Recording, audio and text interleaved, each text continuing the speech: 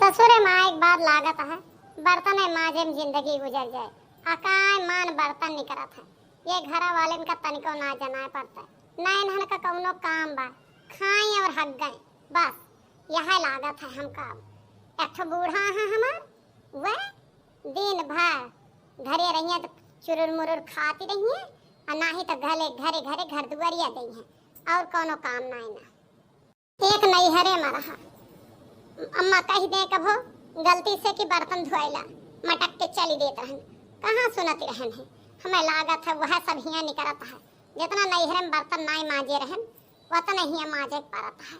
जैसे हम नैहरवा में बर्तन धई के निकल लेते रहन वैसे ससुरवा में खाई के सब धई के निकल लेते हैं। और का बताइए एक नैहरे का दिन हमार रहा जब तक बर्तन व चौका हो ना जाता है घूम के लौटत ना रहन और वह हालियन के सब कया है।